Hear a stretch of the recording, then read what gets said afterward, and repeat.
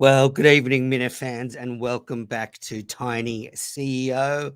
I am Minna's, customarily coming to you with very big bags under my eyes.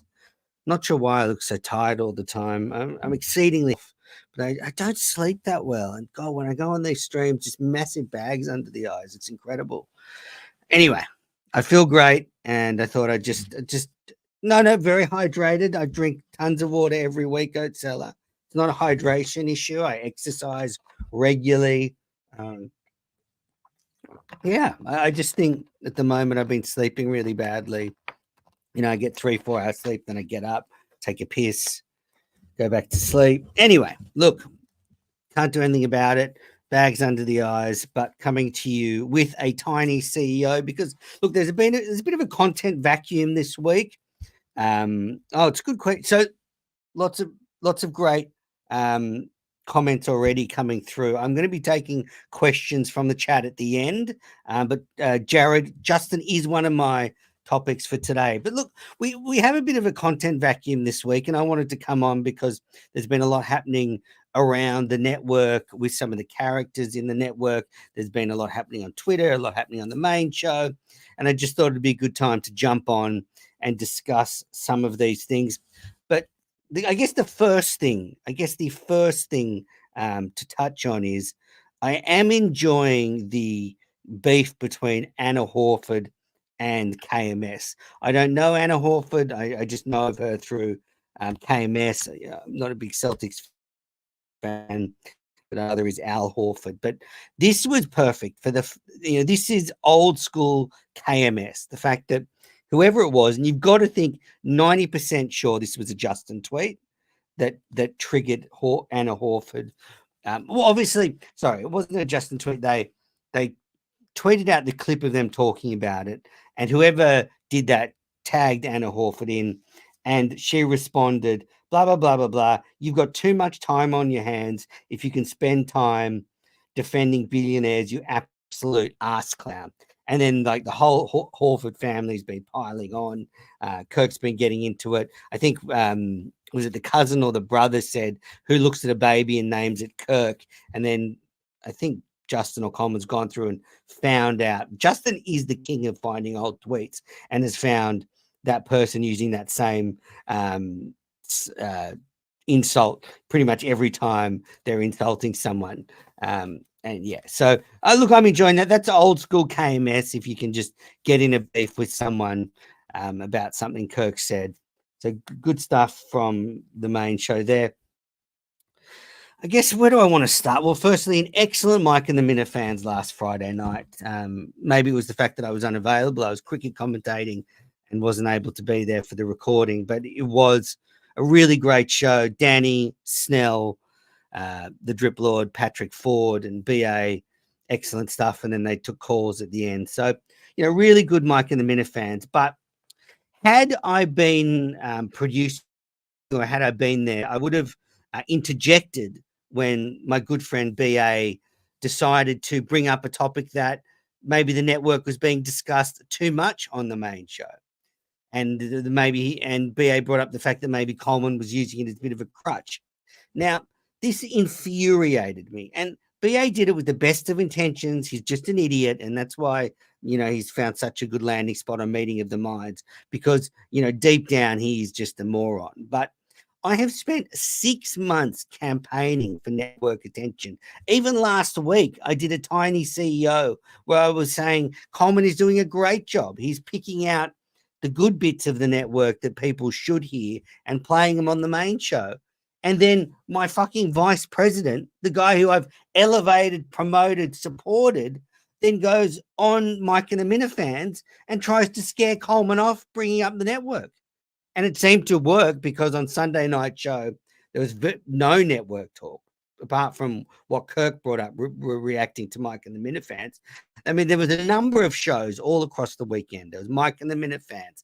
There was The Rundown with an all-time terrible Ziggy bit that should have been played on the main show. There was the Best of Dave Cullinane. There was so much stuff that could have been reacted to. There was a Steve from Gloucester episode, but BA scared Coleman of bringing up the network anymore. And I am very disappointed in BA's actions. I'm not angry at him because I know from his point of view, there was no malice involved.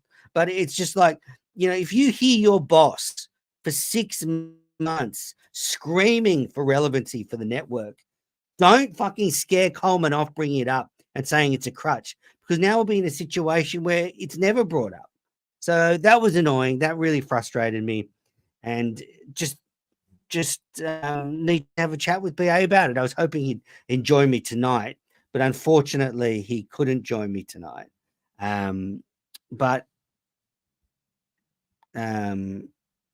yeah, I was just very disappointed in that. So that was the first thing. Second thing, I thought Danny got unfairly pounded by Kirk on the show today on Sunday night show, because I thought Danny was great on Mike and the Minifans. And if we're being honest, Kirk was being a bit disingenuous when he said that there'd been no audio issues in the past, because there had been. And and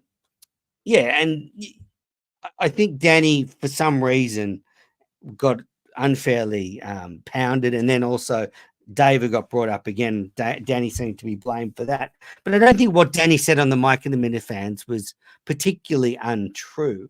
Have there been more audio issues with Coleman and Justin? Probably a little bit more, but certainly not way more than there's ever happened before. The YouTube is a problem, but now they're streaming to multiple locations. And as Danny brought up as well, when Steve Robinson was a producer, most of the time the show wasn't live stream. So I just thought Kirk was a little bit harsh on Danny on that one. And I also thought Snell seemed to be unfairly targeted. I thought Snell was great on Mike and the Minifans. He was very supportive of Kirk and the show.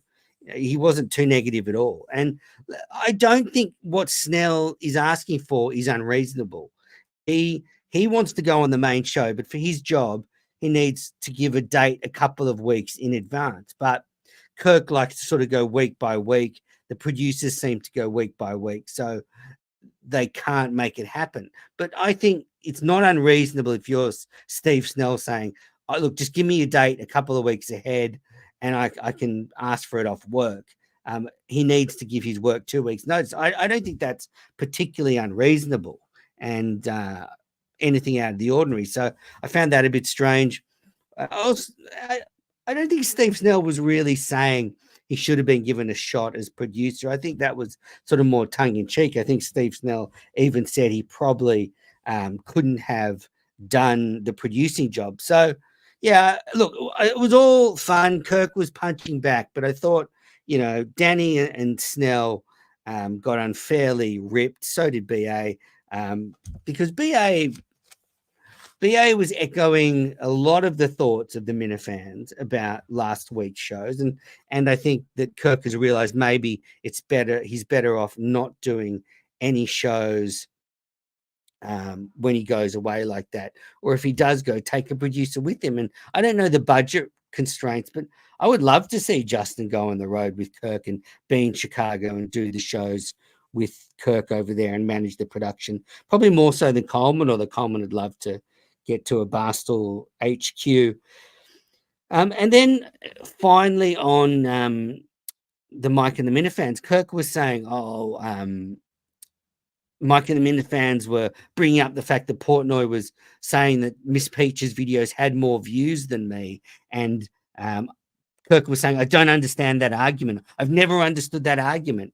Well, you seem to understand that argument when you use it against the network. So when you say bring up the views on the network, you seem to understand how it works when you're making the case and the argument. But all of a sudden, now that you're on the other side of it, you don't seem to understand how it works. So I think how it works is Dave Portnoy's content, and the way Dave said it was, Dave Portnoy's content gets way more views, listens, whatever metric you want to quantify it, than Kirk's does, and it does it 10, 15, 20, 30 times. Now, is that because Dave has a lot more followers, is more popular, is beloved? Yes, exactly it is.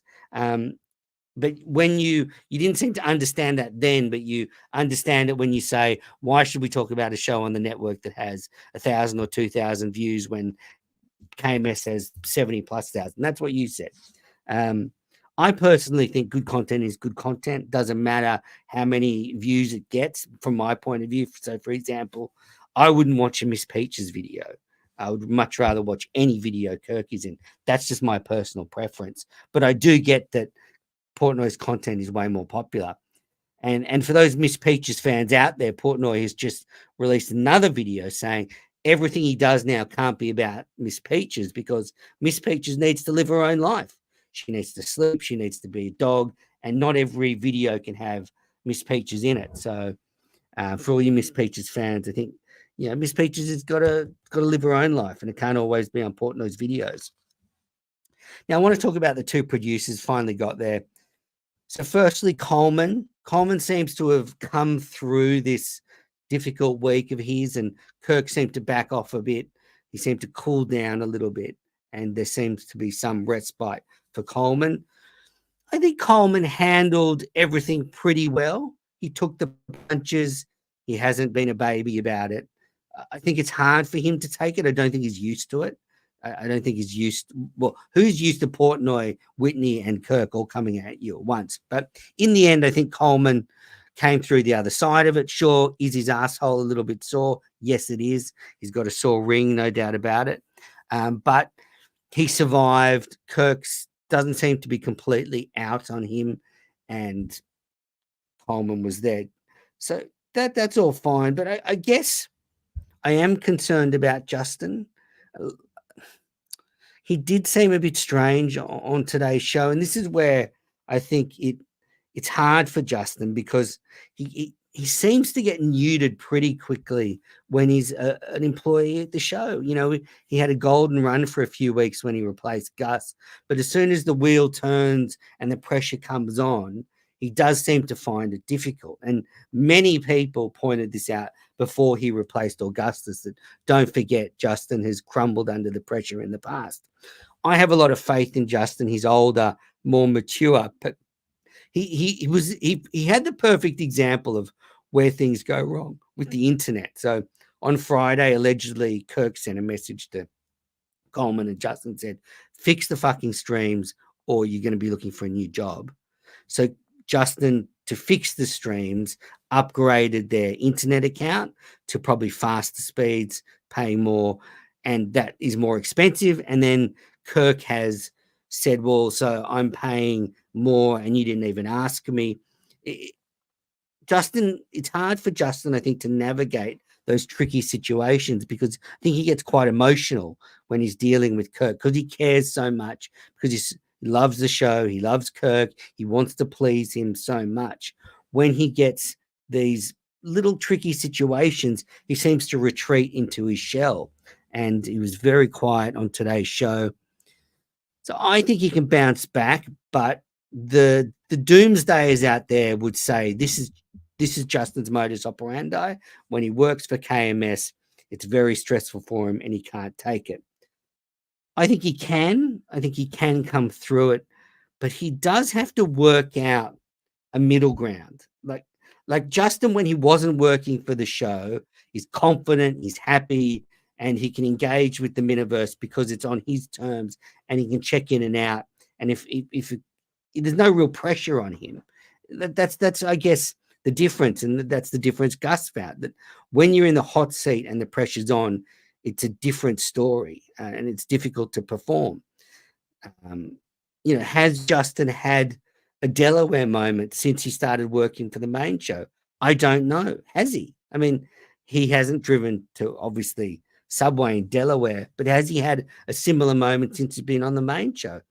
I'm not sure he has. And that's where the sort of difficult stuff comes. So I hope Justin comes through it. I think he will. I think Portland's going to be such a huge test for Coleman and Justin. It's rapidly approaching, and all the pressure is on them to deliver a technically sound show. And I guess Coleman was saying, they're just going to kind of do what the show did last time they were in Portland. And I hope that works, but there's no guarantees it will. Things can change, equipment can break, situations can change. So there is a lot of pressure on Coleman and Justin over the next few weeks, and let's hope they come through it. Justin comes through it, and the show is bigger and better than ever after Portland. Because if that's a disaster, then wow, who knows what's going to happen? I mean, at some point it's got to end. Kirk can't just keep cycling through producers. He's got to stick with some people. But I worry about Portland. I think it'll go well, but I think that's sort of D-Day for Coleman and Justin. And Justin's history with live shows has been very, very, very complicated. He's pulled out of live shows. He's had fuck-ups at live shows. So this is a real test for Justin. I'm back in Justin, and I'm back in Coleman. The other thing was Kirk was saying I was a pussy when I went on the phone call with Beyond Average Mick. I don't think so. Sure, I hung up on him, but Mick's just annoying. And he's just tweeted out that he's in hospital at the moment. And so I think I maybe need to give him a break.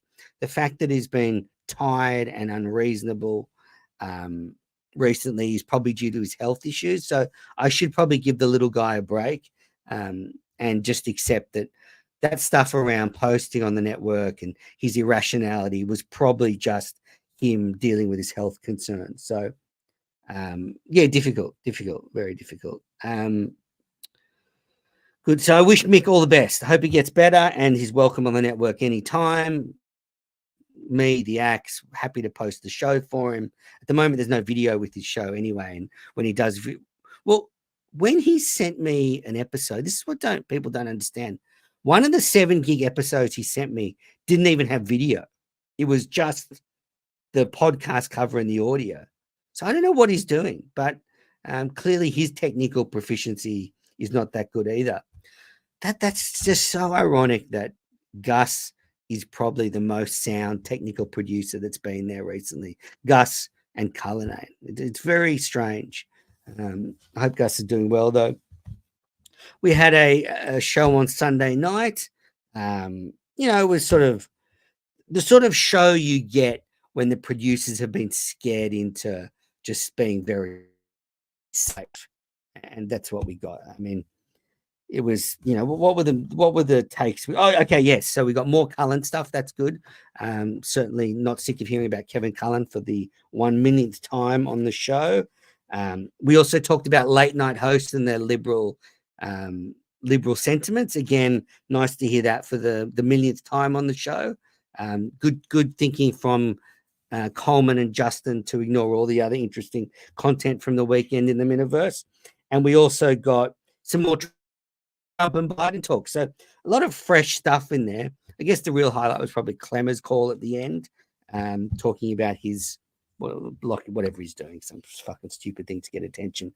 But that's the reaction you get when fucking idiots like BA go on Mike and the Minifans and say Coleman's using the network as a crutch. He fucking should be using it a crutch. That's what it's there for. You fucking idiot, bringing that up.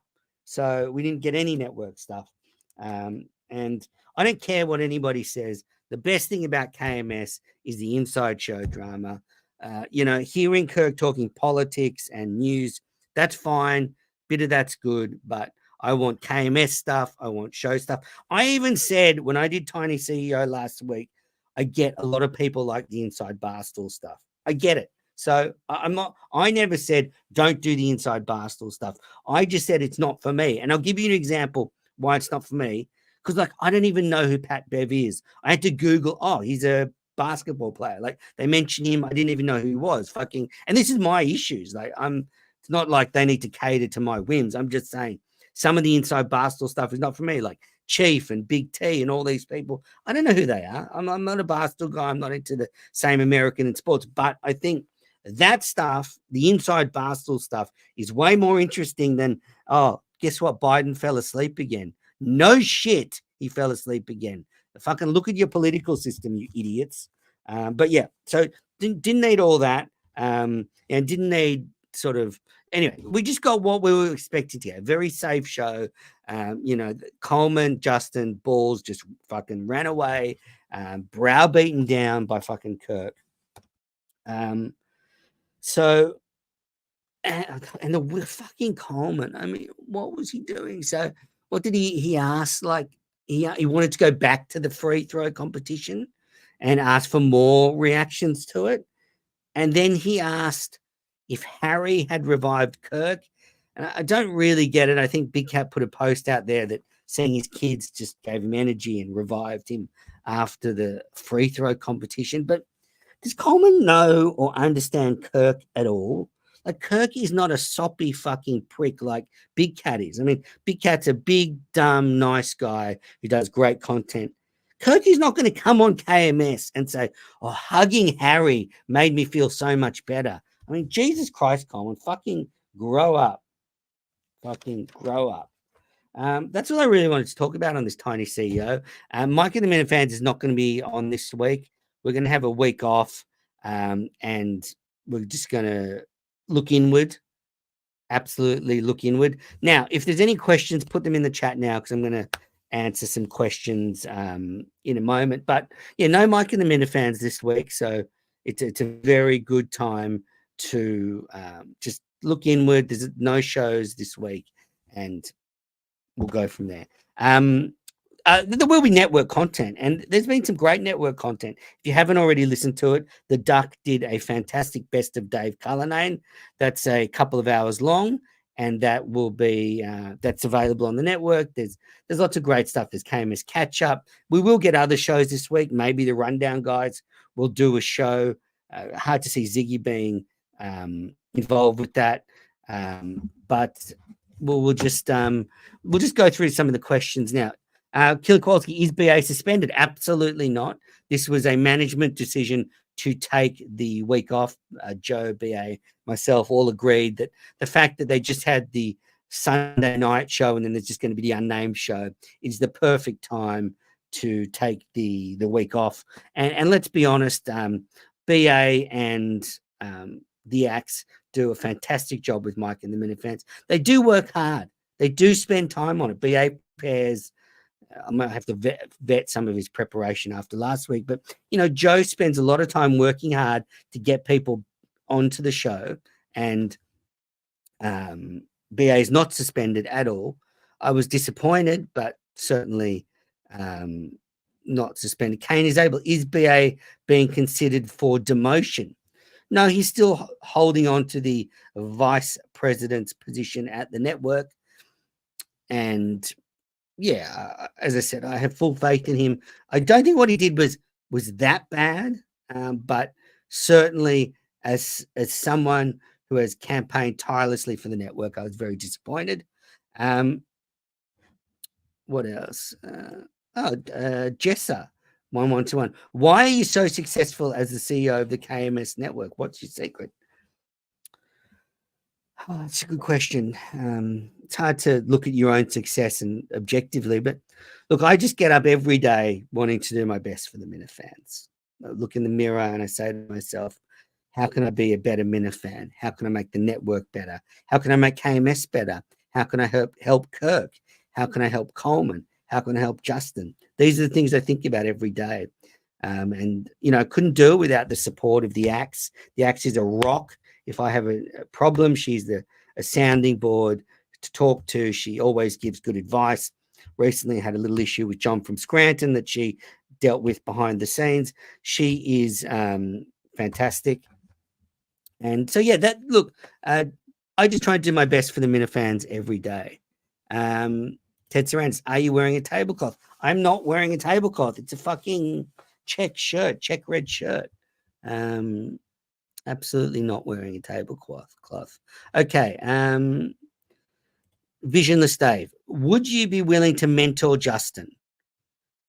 100% be willing to mentor Justin. And I actually have mentored Justin many, many times. And in the past, he was the producer of Menace Live, and we would spend a lot of time off air, me helping him develop as a producer. And I think, a lot of the guidance I gave him has really paid off. So, but Vita, yes, I would be willing to mentor Justin. I don't think he likes me. I don't think he's a particularly a Mena fan. We did have a bit of a rocky road when he was producing Mena's Live. There was lots of controversies, but there was a couple of times when he was made missteps, and I tried to guide him in the right direction. And he needs to learn for himself, like a lot of young people. He needs to learn from himself. Freddie Lynn, has your boner gone down since you found out Glenn Ordway knows you? I did jerk off when I found out that news, so my boner went down immediately. But that was kind of a interesting little insight that Glenn Ordway's a network fan and a Minna fan. I assume from what he said to Kirk was, I have a terrible voice, because Kirk said that Ordway said the only person with a good voice is John from Scranton. So anyway, it's great to see Glenn's watching the network. I'd love to get him on the network. He could do a show on the network. He'd be welcome anytime. I used to listen to a little bit of Glenn on EEI, bits and pieces of Maloney, Fourier, and Ordway were okay. Used to listen to the odd segment. I do like Glenn. I probably sort of maybe have, obviously Kirk is the number one radio personality I used to listen to in Boston. I would have Tony Mazzarotti as second. Maybe Glenn slots in at third. Probably he'd be contesting with Mutt for that third spot. But yeah, well, that's it. I don't think there's any more questions. There's a question here from, is it true you do your house chores in the nude? Not really. I tend to do it just in boxer shorts. Danny and Bill Rickett, why is Mike and the Minifans cancelled this week? Well, I just addressed that. It's not cancelled. We're just taking the week off. And I think, Joe BA deserves some annual leave, and it'll give us all time to look inward. And as I said before, Danny, you were unfairly targeted after your appearance on Mike and the Minifans. So I don't understand. Like, what you said was true. Like, Kirk was being disingenuous when he said there'd been no technical problems before. He just seemed to rattle a little nerve. Dave Scott, how bad is the show recently? How bad is this show or KMS? I think KMS has been good. Last week was a down week. Sunday shows was a down week, but the show's been great. Not complaining at all. I just hope the show doesn't suffer now that Coleman and Justin have been neutered to bring up network stuff. Freddie Lynn, how long have you had a sound booth in your house? This is not in my house. It is in my studio, but thank you. All right, guys. Well, I just wanted to jump on, discuss pretty crazy weekend on the on Twitter. Oh, here we go. Questions. Are calls from fans into live shows done on the network? So this is from Roscoe, because there's been a couple of slurs dropped recently. No, I don't think they're done. They'll come back. Absolutely will. We won't let a couple of people spoil the fun for everybody. Will it change? Will it be less often? Maybe. We're probably thinking now we'll end Mike and the Minifans and take calls on a separate stream. But no, the network is, and I get criticized for this from some certain quarters for saying the network is stronger than ever. It's doing better than ever. But it's true. The network has never done better than it's doing now. And what has been the change? And this is the big change. The network is now purely in the fans' hands. So in 2020, the network was pretty much run via KMS. And you had Blind Mike, who's on the show, hosting shows on the network. They were leading the network. Steve Robinson was managing the network.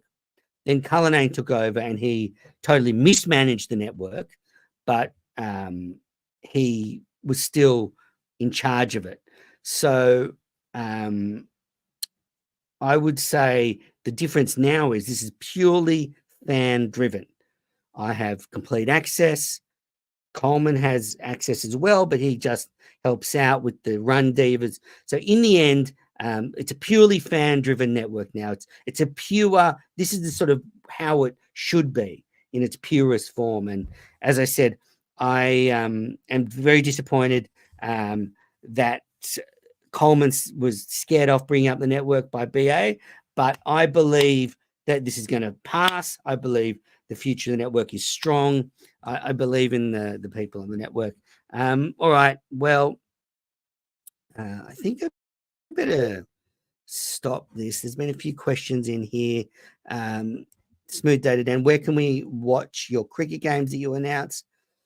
I don't think there's many cricket fans out there on the network, and I'm not sure you'd enjoy the cricket I commentate. It's not all balls hitting cars, unfortunately. I commentated on Saturday. It was fucking god awful boring. It was very slow days cricket, but it's on the local Fox Sports streaming service here. It's on the Cricket Australia website if you really do want to watch it. And that's it. I think I'm going to wrap it up. Thanks everybody for tuning in. Just wanted to jump on. The Minute fans are the best, and the support the network has been given recently has just been incredible. The views go up every month, subscribers go up every month. Last question: do you feel like you're losing control of the network? No, in fact, grip is getting tighter. Roscoe, has the network become a negative for the main show? All right, so yes, real negative, because when they don't talk about the network, we get recycled Kevin Cullen, recycled late night bits, and nothing new about Trump and Biden. So absolutely not. The network is a net positive for the show, and I 100% disavow BA's comments that it's a crutch for Coleman. It should be a crutch for Coleman. That's what it's there for. 100% that's what it's there for. All right, so look, there will be network stuff coming this week. I'm sure there'll be some shows dropping. Yeah, thanks very much. Bye-bye.